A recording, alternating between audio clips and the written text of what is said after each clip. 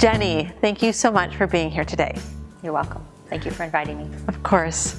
Jennie, I would love to hear a little bit about the work you do at the Rochelle Christian Food Pantry and what drew you to being a part of that community. Well, I would say that the biggest motivation was probably my parents.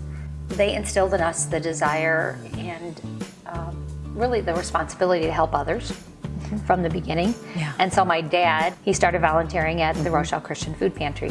One time he couldn't make it, and so he asked me to sub. So I went and I subbed for him as a volunteer and loved the atmosphere, loved being able to provide that kind of help to my neighbors. And so then I just got more involved. Rochelle is a town of about 10,000 where I'm born and raised. And so I would say I'm a hometown girl, love my community. I know it's not perfect. I know there's a lot of hurdles that some people in our community have. And so I'm just trying to lower those, eliminate those in any way that I can. About how many families are you serving? So we're open 2 days a week, 2 afternoons a week. We serve probably 30 to 50 families every time we're open. So it's somewhere around 300 families a month. Amazing. Approximately 1,000 people a month. We probably run on 12 to 14 volunteers, I would say, is about what we need. Yeah. And they come from all walks of life. We do have people that are serving community service through our pantry.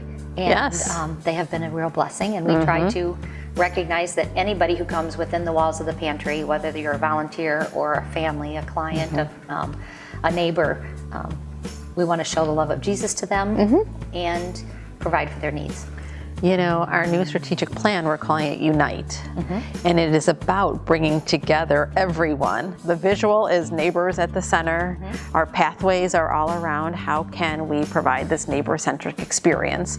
How can we reach those, 61% of U.S. households who are food insecure don't come to food pantries. How do we reach that 61% of our families? Tell me what excites you about Unite. The connection, first of all, that we're even talking about this and recognizing what our needs are and how you might, as a food bank, help us meet those needs. Professional advice on how do we reach neighbors who need food that don't come. How do we find out why they're not coming? If we're open longer. Right now we're open till 3:30, and a lot of the factories in town, the shift gets out at 3. Breaking down one barrier. Right. We would love to have more Hispanic volunteers that would be able to speak and explain things a little bit better. Representation, right? Yes, is so important. And that is something that I think as part of our diversity, equity, and inclusion pathway within Unite, we're all thinking about making sure we have food that represents all of our different cultures and traditions is really important to us. Developing a customer resource center, and that I'm assuming is here. Something so that a family, a mom or dad could call here and get resources. We would love to do that at the pantry.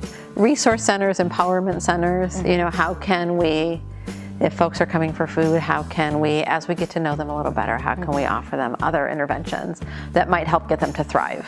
Sure. And so we definitely are talking about, we offer, we have a SNAP hotline where folks can call 7 days a week, and we can help get some health benefits for them and direct them to food distributions, but how do we make that even more robust over the coming years? And then how do we engage our agencies in that work? I love that. Yeah.